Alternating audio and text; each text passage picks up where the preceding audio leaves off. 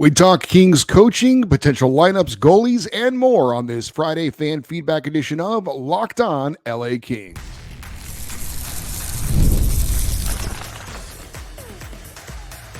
You are Locked On Kings, your daily podcast on the Los Angeles Kings, part of the Locked On Podcast Network, your team every day. Hey, Kings fans, welcome to Locked On LA Kings, part of the Locked On Podcast Network, your team every day. Thanks for making Locked On LA Kings your first listen every day. We are free and available wherever you get your podcasts. We'd love for you to leave us a positive comment on Apple Podcasts if you're a fan of the show. And we are on YouTube. Please like and subscribe if you're enjoying this content. I'm Eddie Garcia, your host of Locked On LA Kings. I've worked in sports media for the past 30 years, 20 plus years at the Fox Sports Radio Network. Also co-host of the Puck Podcast, a weekly NHL review show that's been putting out content for the past 18 years, and a passionate LA Kings fan for over 30 years. Today's episode is brought to you by Gametime. Download the Gametime app, create an account, and use the code LOCKEDONNHL for $20 off your first purchase. Terms apply. Well, not any Kings news to pass along before we get into this show, so let's get right into it and get to your emails. And our first comes from Will in Oxnard. He says, I am very, very excited for the season, both for hockey to be back as well as the prospect of what the Kings could be. Yes, people complain, but that's normal. People are 10 times more likely to complain than compliment. Per Elliot Friedman, Jim Hiller is very stern behind closed doors, which is what I think the Kings need. Maybe a modern version of Daryl Sutter in regard to being a tougher coach without crossing the line. The game is definitely changing fast, with new players being able to do things older players would never try, the Michigan goal, for example. So we have a coach willing to adapt and be creative, and I see that as a major positive. I think our power play will definitely make improvements. Adding tougher guys and playing tougher hockey year-round will help their transition into the postseason, and I think Jim Hiller, along with Rob Blake, can get them there. In addition to the physical players, they did speak about physicality being a main focus, plus Hiller's tougher demeanor behind closed doors just may do the trick. I'm okay with Rob Blake. He's taking swings, which I appreciate, but they haven't worked out, so that's a bummer. The Kings got a bit chastised by the media and fans for not making big moves this offseason. However, I think the physicality year-round hole has been filled, and I'm probably more hopeful than most of our rookies. Turcotte last preseason looked NHL ready. He has the speed for the game, which normally takes time to get. He's also a dynamic playmaker. I think with Akil, Turcotte, and Clark being in the lineup full-time, we will get some major additions while simultaneously bolstering our physicality with the newbies. I love it, and I'm excited. I also bet Quinton Byfield makes a goal-scoring jump. He has improved every year, and shooting to score and physicality are his weaker spots right now. Love the show. Thank you for all your work. And again, that was from Will in Oxnard. So we'll see how firm of a hand Jim Hiller has. I know he talks a lot about what he learned under former coaches like Jacques Lemaire, and also he coached in multiple places under Mike Babcock. And those guys are certainly old school coaches. Although I will say I don't see Jim Hiller's demeanor being anywhere close to what Daryl Sutter was. And I'm not saying that as a negative in any way. I've heard good things about Jim Hiller. And from what I've heard, he seems like he's more of a player's coach than he is this kind of firm taskmaster. But his roots are in old school, so I'm sure he has that bit of his game to him. But I know a lot of the players certainly endorsed him. So they wouldn't have done so if they didn't think that he was a guy who they wanted to play for and was fair and was a straight shooter and all those kinds of things. Certainly, he's a type of coach that I think is going to hold the players accountable. And I think that is something that all coaches need to do. And you're right. The game is certainly changing, but it's not just the style of play that's changing, but how coaches handle this new generation of players, not necessarily the Anze Kopitars or the Drew Dowdys, but the newer group of players, right? The Quinton Byfields, the Brant Clarks, that old school coaching stuff of, my way or the highway, and basically just do what I say. And, the players want things kind of explained to them now. They want to understand why you're asking them to do certain things. And sometimes you got to take a little bit more time with them, from what I understand, right? So, look, I'm excited as well to see what the young guys can do. About the power play being better, not we'll see. Jim Hiller was specifically brought in to fix the Kings power play a couple years ago, and he definitely did it his first year on the job. They jumped from 27th, 16.1% in the league, to fourth, 25.3% in Jim Hiller's first season as an assistant. Now, they did slip back down last season a bit, went from fourth to 11th, went from 25.3% to 22.6%. It's not a huge slide, but they did drop back a little bit. And he is going to have pretty much the same personnel in place this time around. But again, Jim Hiller, from what I understand, not afraid to be innovative, not afraid to try new things. And I am interested to see how creative he can get with guys like Quentin Byfield and Brant Clark, specifically on the power play. So hopeful that the power play will be better. And we'll obviously see if it is or not. Our next email comes from Scott in Buena Park. He says, I have a question for you about the lineup. Do you think Jim Hiller will go with 11 forwards and 7 defense? Also, do you think it's in the best interest of the Kings to run an 11-7 lineup? I think we'll eventually get to an 11-7 lineup due to injuries, and I'm scared that Hiller might just play with that lineup even when a healthy forward is scratched like last year. Side note for that question, and this is just speculation, I think Arthur Kaliev being a healthy scratch and the Kings rolling the 11-7 lineup under Hiller is the main sticking point for him not signing so far. If the head coach doesn't trust you for a 12th forward spot, then you have a problem. This year, we need to start defining roles for all our forwards on the team so we know where to focus next offseason. This means developing the bottom six and seeing how the rookies fare. And that was from Scott in Buena Park. You know what? To be honest, I hadn't thought much about the 11-7 setup using 11 forwards and 7 defensemen. I do think it's a possibility that Jim Hiller could use that. I think especially if we have any injury issues. We are thin at the forward position. Guys like Arthur Kaliev and Samuel Fagemo, I think right now their roles are certainly a bit up in the air, whether they'll even be on the NHL roster or not. So the question, though, I would say if you're going to have that 11-7 setup is, who's the 7th defenseman going to be? Is it going to be Andreas Englund? Is it going to be Jacob Moverar? I don't know that I want either of those guys getting a ton of ice time. But I do agree with your point about defining the roles of the forward group. If you're going to have Quentin Byfield play center, then commit to it for the full season. Don't move Q around, even if things get off to a slow start. Maybe you want to put him back up on the wing on that top line. I'd say if you're going to commit to him being a center, then commit to him being a center. And as you said, define those roles. And that goes with the younger guys as well on the bottom six. It's okay to tinker to try and figure out maybe where they fit best. But once you've figured it out, let's stick with them. Let's give them the time it takes for them to develop and figure things out and just go with it for a while instead of doing a lot of moving and tinkering and things like that. Let them play and let them learn. Our next email comes from Henry. He's in Spokane, Washington. He says, everyday listener, how can fans watch the rookie face-off online? And then he also adds, need to meet the CDA Kings fans also. I don't know what CDA is. Maybe it's something I'm just not connecting with. I did type in CDA into Google, and the first thing that popped up was the California Dental Association. I don't think that's what he was referring to, but you'll have to explain what the CDA Kings fans are. As for listening or watching the Kings rookie faceoff games coming up starting on Friday, very good question. This is from the Kings official press release as far as the rookie faceoff. Quote, all 3 Kings games will be streamed live for fans in the Los Angeles market at lakings.com. So obviously you're in Spokane, Washington. I don't know why, if it was going to be streamed online, it would only be streamed locally. My guess is maybe it's a financial thing. But to me, if you're going to stream it online, why not stream it online for everyone who wants to watch it? Now, we're going to try and schedule Jared Shafran, who works with the Ontario Reign, but also obviously is in the Kings organization. He's going to be covering the rookie faceoff. So we're going to try and get him on next week to talk about it, kind of preview it. But I will ask him about it. We'll double check with him about the streaming issue and see what he has to say.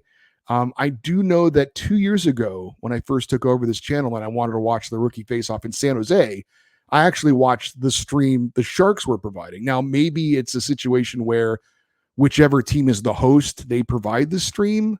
Although I don't think I did that for Vegas last year. I think it was a Kings stream. So maybe there's some possibilities if the Kings aren't streaming the games, maybe you can stream it through the other team's websites, but I'll look into it. All I know is right now what they did announce on the press release, and that was that it was just available for people in the Kings market, so Southern California. So again, we'll double check on that, and we'll give you an update on that next week as the rookie face-off is coming up next Friday.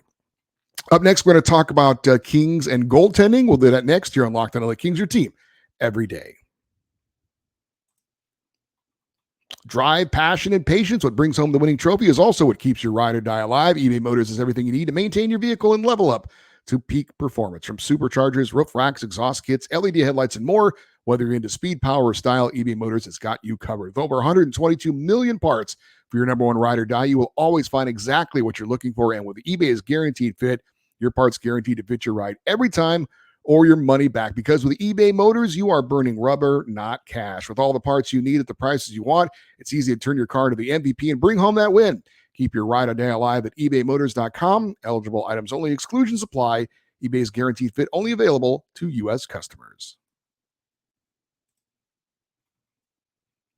All right, our next email comes from Jim in Lakewood, and he says, I know you have goalies out there listening to your channel, and I'm sure, or at least moderately hopeful, I'm not the only goalie that was a little bothered by your synopsis of the LA goaltending situation for the upcoming season. And the chief beef would be you mentioned Phoenix Copley nearly at the very end and not in an overly complimentary way.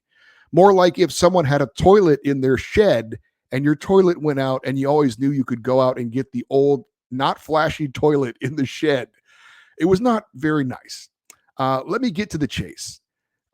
Thanks be to the hockey gods that the worst player in the history of the ice is gone, but his replacement is not what everyone thinks he is. Far from it.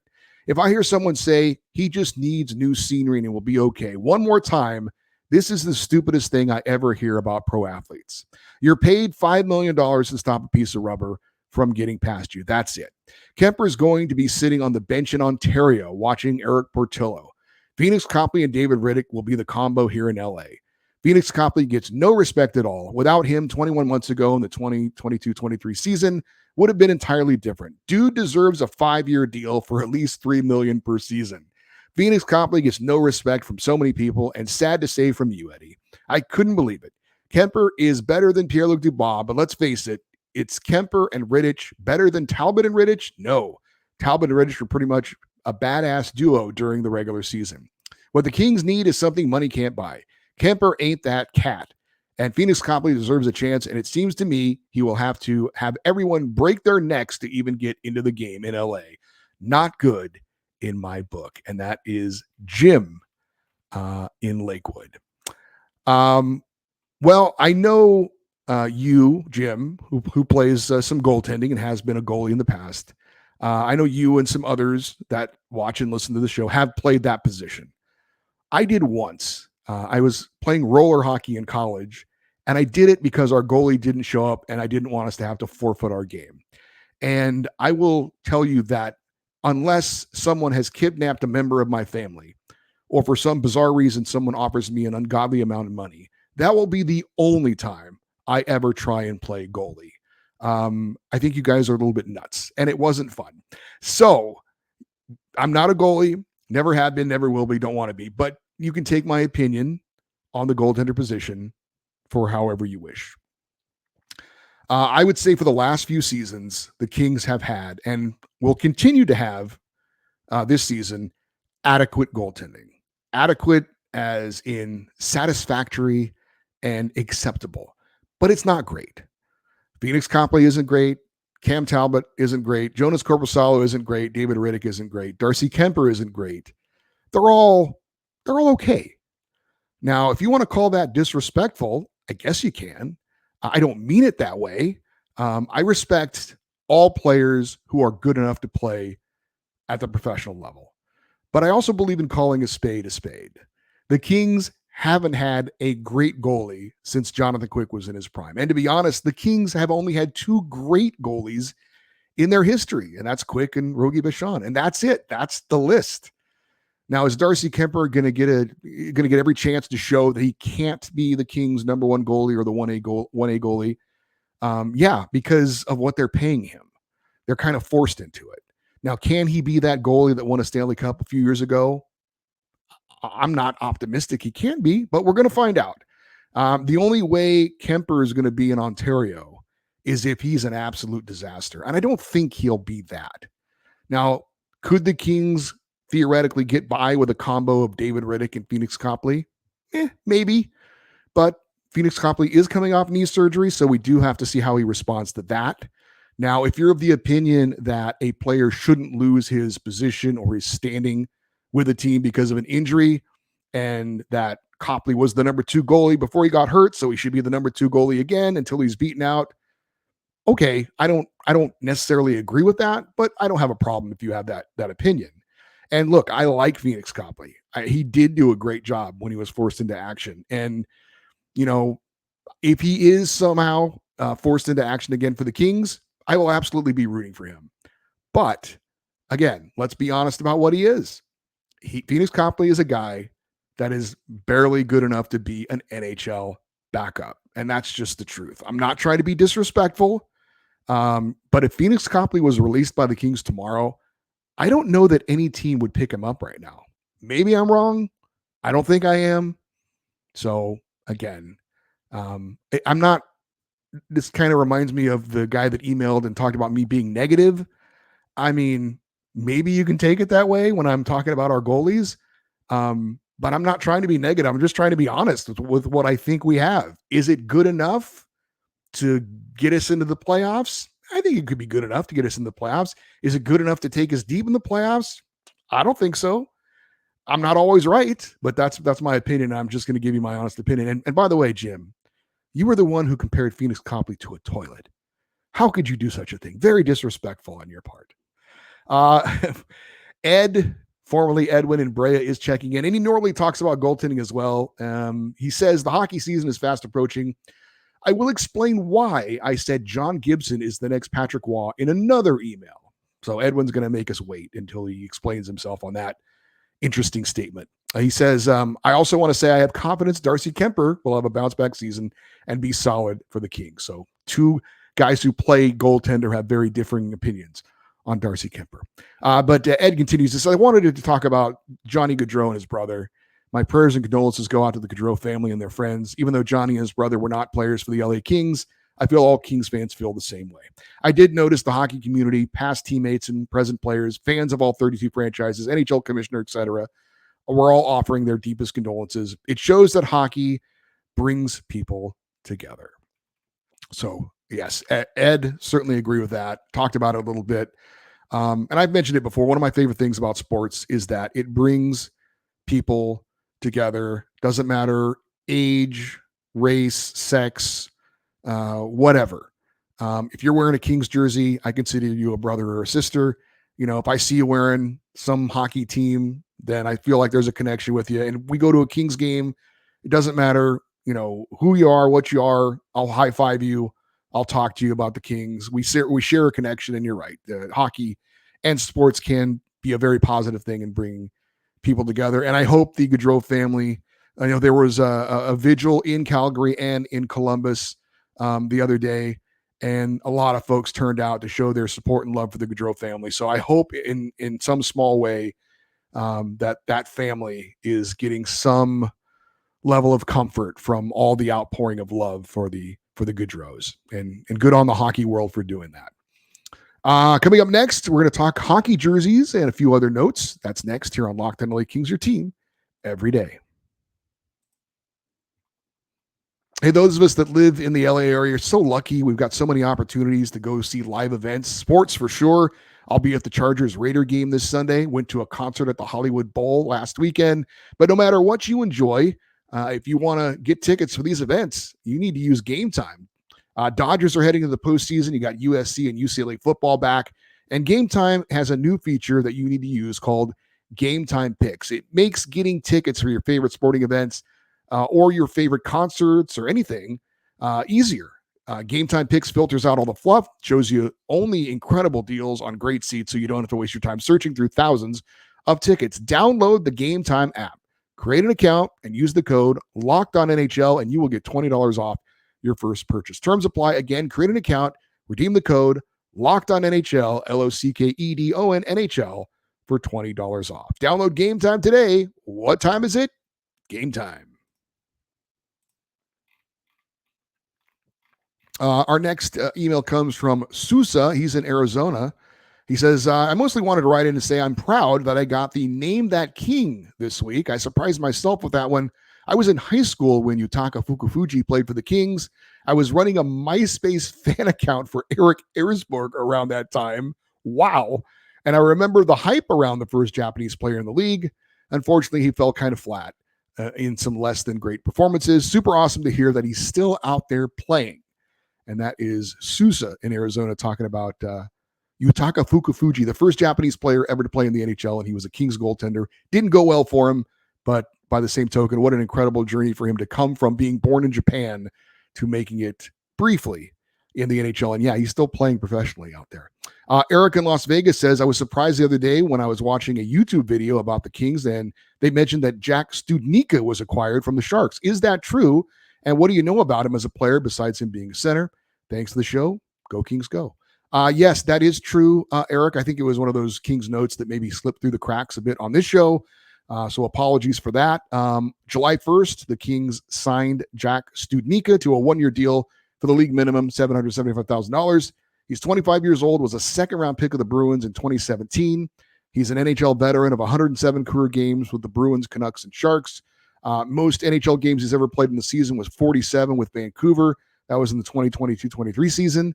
Most goals and points he's ever scored in an NHL season was 4 goals and 8 points that same season. Last year, played 17 games for the Sharks and had 0 points.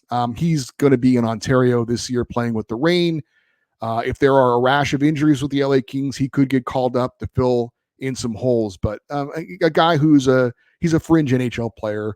You know, he's probably going to be in the AHL for the Kings this year. If they need somebody, if they need a body to come up and play some games, he could be that guy. But mostly, like I said, he's an AHL guy, to be honest. But hey, he's a young guy, was a high draft pick. The whole thing that Jim talked about, he hates to hear. New scenery for a new guy. Look, he's had a couple of changes of scenery since Boston, and it hasn't worked out. So, but a depth guy, the Kings that signed for their organization. Our final email comes from Brian. He's in Cave Creek, Arizona. He says, hey, Eddie, every day you're here. Since we have about 2 weeks before you have anything really to report on, let's talk about hockey jerseys. You've said you have a number of Kings jerseys, and so do I. Outside of the Kings, what would you say are the top 5 NHL jerseys ever? Here's my list. Number 5, the 80s Calgary Flames. Number 4, the 97-94 New York Islanders. Number 3, well, he has the Kings 2022-23 reverse retro. And then number 2, the 96-97 Tampa Bay Lightning Storm jersey. And number 1, any jersey from the 1996 World Cup of Hockey. All right.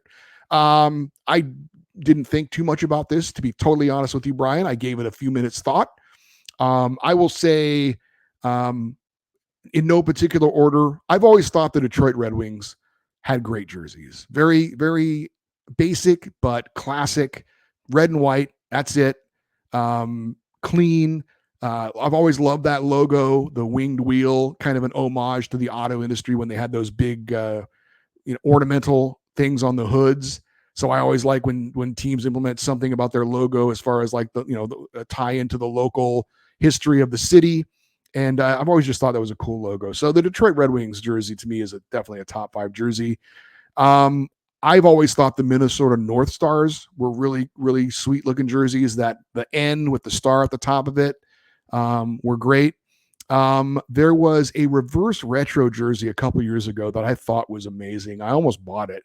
It was the Colorado Avalanche colors, but it was the Quebec Nordique logo with like the fleur de lis, I think you call those, around the bottom of it. That was a sweet, sweet jersey.